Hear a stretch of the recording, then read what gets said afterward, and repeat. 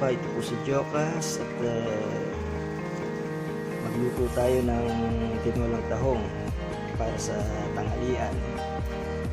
Pero bago ang lahat, kung hindi ka pa nakasubscribe sa channel ko, please subscribe and hit the bell button for more video uploads.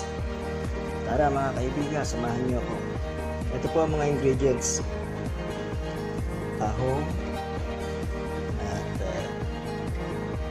mantika, 2 kutsarang patis, dahon ng sili, luya, sibuyas at bawang.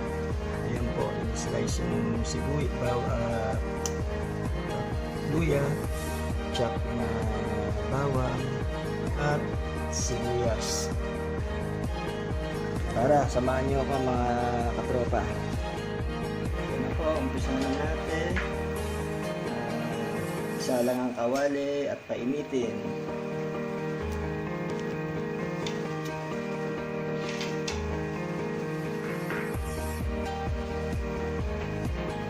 Ilagay po natin ang mantika.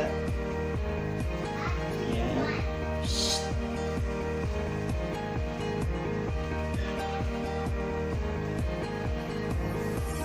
Ayan, uminit ang mantika.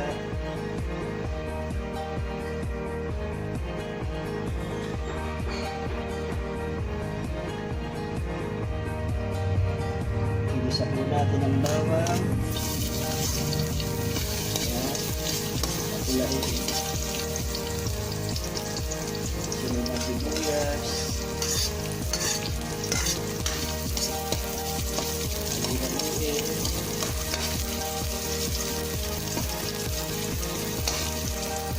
At ilagay ang luya. Ilagay ko ng bahagya ng mga ingredients.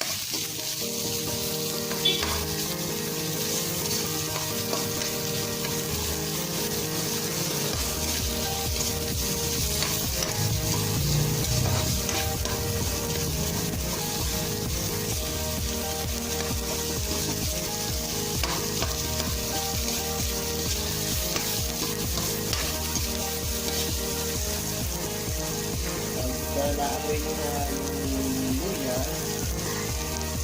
naamoy nyo po yan, mabango.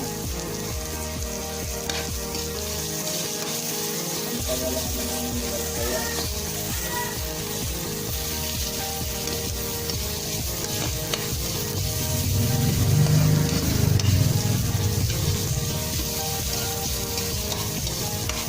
So, yun po natin ilagay yung tahong.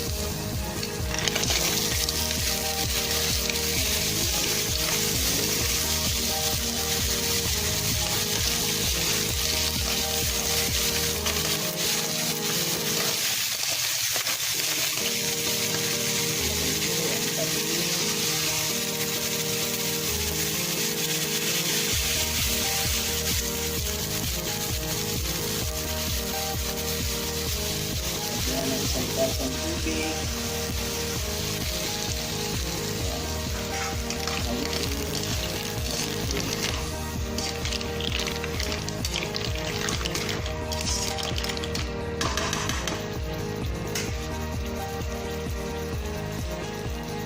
Takpan natin after 5 minutes.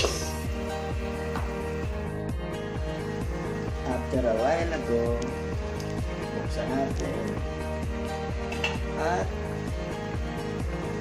ilagay ang dahon ng sili.